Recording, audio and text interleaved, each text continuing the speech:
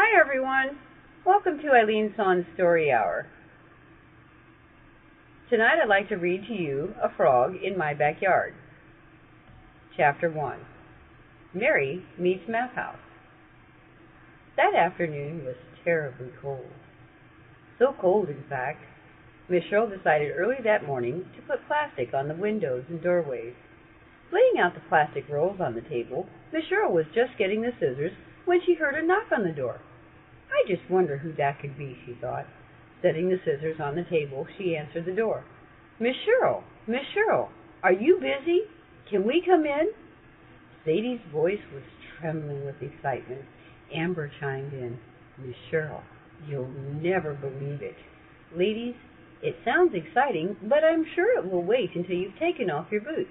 Be sure you brush your jacket. As the girls were removing their boots, Stephanie bounded up the stairs. Did you tell Miss Cheryl what we found yet? Not yet. Hurry, take off your boots and brush your jacket. Stephanie plopped herself in the nearest porch chair, hurrying to remove her boots, placing them neatly in the boot box, remembering the summer all the children in the neighborhood had helped to build it. Hanging their jackets neatly in the matching coat closet, she remembered the fun they had had planning the surprise. The boys who were supposed to be watching forgot to whistle. Luckily enough, he caught up with Miss Cheryl. Thinking fast, he pretended he had lost his gloves. That bought them enough time to cover up their work. Miss Cheryl was so surprised, the gift was so thoughtful, as Miss Cheryl's house, often called Math House, was the perfect place to study after school. There were always cookies, fresh milk, or an afternoon snack of some sort. At least twice a week there were wonderful adventures. Once they had even taken the weekend to visit Miss Cheryl's brother in the mountains. He had taught them many things, like milking cows, making butter, as well as cottage cheese. His specialty was white cheeses, provolone, and pepperjack. Sleeping outside in the barn, he had surprised them with their favorite treat, marshmallows. He always brought plenty. Almost everyone in town enjoyed visiting Miss Cheryl. Hurry up, you guys, said Sadie, bursting to tell Miss Cheryl the news. Miss Cheryl quickly set up the study table she kept in the pantry. It was oval, with a carved picture of the castle and grounds on it. Her brother made a small fortune with his new invention. People everywhere loved the oval tables. They sent favorite pictures to him. His staff would then laminate them into the tops of the tables. The tables were quite the fashion. They were special. Not square, nor round. They were oval. Miss Cheryl's brother made this one for her, noticing on one of his visits that the square table was too small and the round one too clumsy. The oval table opened like an umbrella. Leaves unfolding, the legs came down. 3 legs on each side. It was fun to watch it open. The tops of the oval tables were made from pictures of scenery from around the world. His students had worked very hard to perfect the techniques that would allow people to send to his factory their favorite pictures to put on top of the tables. People all over the world sent to have the special tables built for them. Setting out freshly baked rolls with homemade butter and jams, as well as a fresh pressure pitcher of milk, cold milk, on the oval table, the girls began making hot cocoa. The milk machine was also an invention of Miss Cheryl's brother.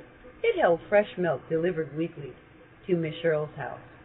Ladies, you must tell me what all this excitement's all about. Miss Cheryl, you'll never believe it. Not in a million years. I believe I'd better sit down. I haven't seen you ladies this excited for quite some time. Well, what has happened? Said Miss Cheryl. I'm on pins and needles. Reaching into her pocket, Sadie pulled out a small round key. On closer inspection, it had beautiful artistic writings. Amber reached into her pocket and pulled out an intricate small bottle.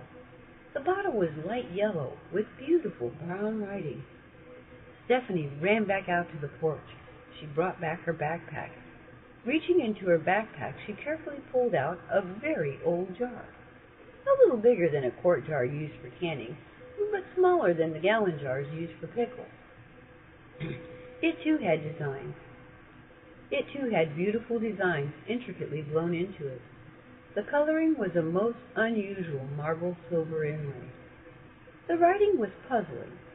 Yes, puzzling is the right word, for the words were a mixture of pictures and what looked to be like either a poem, short story, or perhaps a recipe. Before Miss Shirl or the girls could examine the precious finds now laying on the table, a soft knock on the door was heard. Now, who could that be, I wonder? Miss Shirl rose from the table to answer the door, with the ladies following her closely. Stephanie and Amber obviously excited. Miss Shirl, can we answer the door this time? I think we know who it is. Of course, Miss Shirl replied, wondering what might be. Opening the door, the girls greeted a very shy young lady dressed in overalls and a large gray sweater. We're glad you came. Come in and meet Miss Shirl.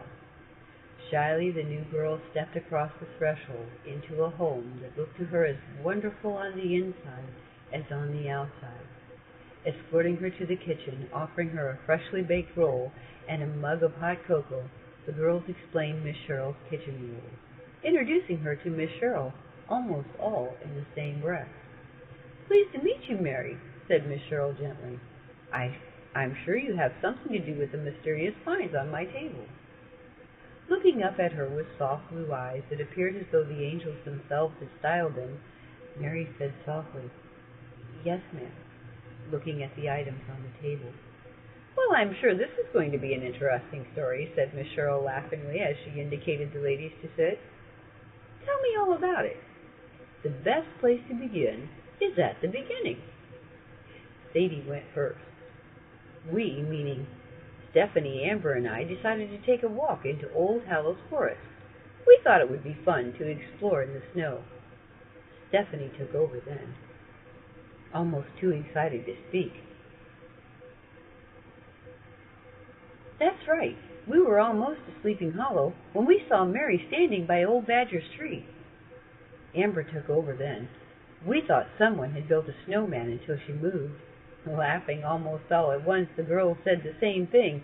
She said hello and about scared us to death. It was Mary that discovered the key, and after she showed us where she found it, we looked a little deeper into Old Badger's hidey hole. We think there's more in there. Now that is an interesting story, said Miss Shirl thoughtfully. Ladies, it's getting late. I was going to finish putting up the plastic for my windows and doorways. Since it's Friday, how about calling your parents to see if you can spend the weekend? No sooner had she said that than another knock was heard. Rising to the door, noticing the girls' expressions, Miss Shirl knew this was going to be an interesting weekend. Standing at the door were William and Jericho. Coming up the pathway with backpacks were Alex, Montgomery, and Sebastian. Did you ask her yet? Did you ask her yet? They called out cheerfully. Not yet. You were supposed to wait until 6 o'clock to show up, Sadie said, her hand on her hip, tapping her foot. These backpacks are heavy, complained Alex and Montgomery. Can we set them down? Noticing Amber munching a fresh roll with jam, he asked very boldly, Are there any left, Miss Shirl? Sebastian came forward, handing Miss Shirl an envelope, asking, May we come in, please? Looking over the backpacks and the rather pleased expressions of the boys, Miss Shirl had them stack their backpacks in the backpack rack created just for that purpose. It too had a special story, built the summer before the coat rack. I can see this has all been well planned, said Miss Shirl, laughing, her eyes lighting up with merriment, warming up to what was one of her most favorite things to do. Miss Shirl never discussed how her team became almost a legend in our own time. Very few remembered the wars, horrible, frightening wars. Miss Shirl was a frontline medic who had seen many sights she would not ever care to discuss, especially with the children. They had become dear to her upon her return to her hometown. There had been a parade in her honor, for she had returned a war hero, one of the few women with both the Medal of Honor and the Purple Heart. Many people owed their lives to her wit and courage.